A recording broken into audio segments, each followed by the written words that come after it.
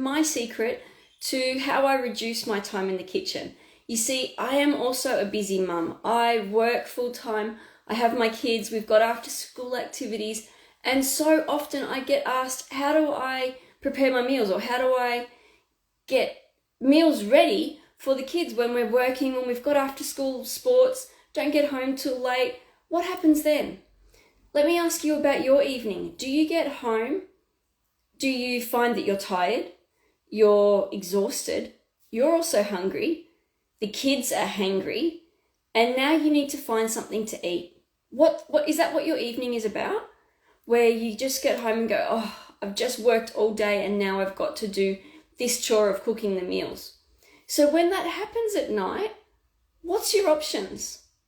The first option might be that you scramble through your kitchen, your pantry and your fridge, looking for ingredients that you could use to make a meal. Maybe you find all the ingredients. Maybe you're missing a couple and need to duck down the shops to get a couple of those ingredients before you can come home and make the meal. Meanwhile, you're still tired and exhausted, and meanwhile, the kids are still hangry and nattering at you and getting at your last nerve. The second option is that you could go to the shops and just buy all the ingredients that you need and save time that way, and then come home and make the meal.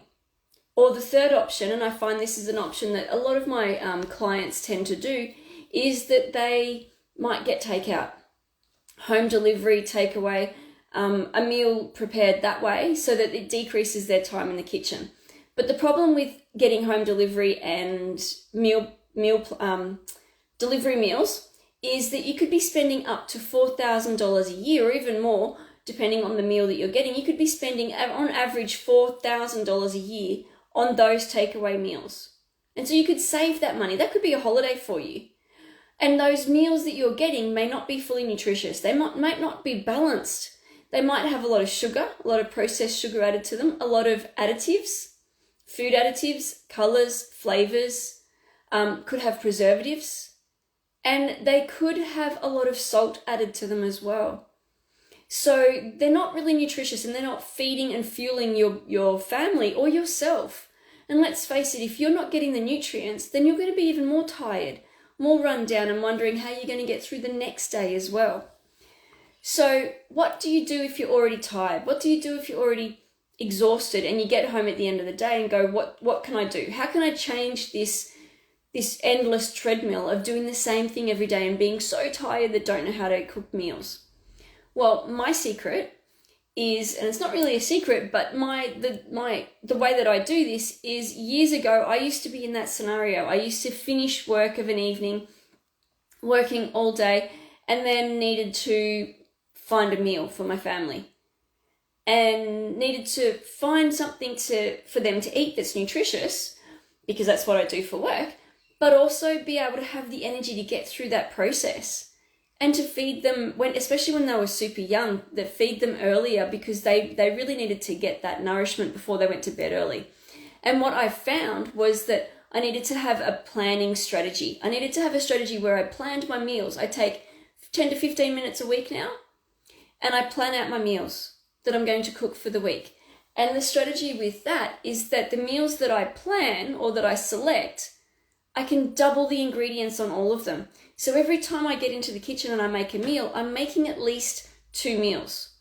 Because with those extra ingredients that I'm adding, I'm creating a second meal, which I then put in the freezer for times that I'm home late, when I've got after school activity with the kids, or I'm finishing work late of an evening with my clients. And I've got those meals already prepared, and I can just bring them out of the freezer, thaw them out, heat them, and then there's a beautiful meal without additives, without too much salt, highly nutritious with all the vegetables and the salads in there. And I can have that ready to eat for those days that it's too late, too tired, don't feel like cooking, those kinds of things. So that's my secret, is that I select meals that I can double batch, that I can increase the quantity that I'm making. So for instance, I even made a slow cooked lamb casserole the other day. And in that, I did enough vegetables. I put enough ingredients in there to make 3 meals. So I technically only cooked once. Well, I technically only chopped up the vegetables once, put it all together, let the slow cooker do it during the day. And at the end of the day, I had 3 meals from that. So when I do that, it means that I'm cooking in the kitchen maybe less than half the week. I cook on a Monday night. Sometimes on a Thursday before I take the kids to soccer, I will do another cook up before I go to soccer so that it's all hot in these beautiful hot dishes that I've got. It retains the heat and it's ready for when I come home from soccer late, usually around 7 o'clock on a Thursday night. And then I'll cook again on a weekend.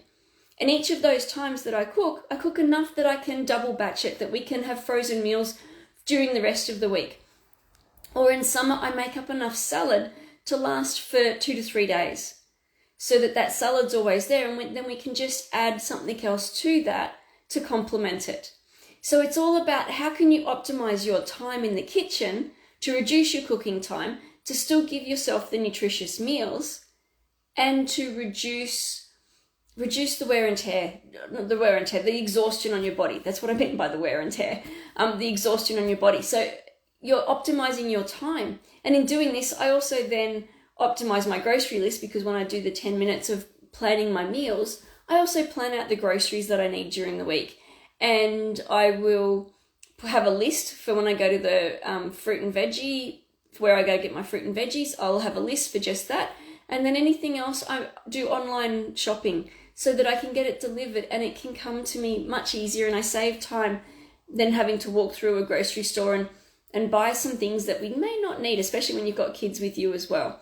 So that's my secret, that's my tip. I hope I've been able to help.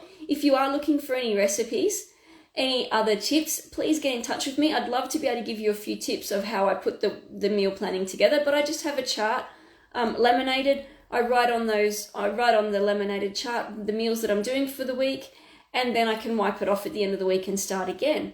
Or I have a few of these charts actually, so that I can just rotate them through, and then it even saves more time. So that's my tip for you on how to save your time in the kitchen, is to double up on your cooking and have those spare meals frozen in the freezer. I look forward to speaking with you next time. I'm Teresa Todd, transformational naturopath and biochemist.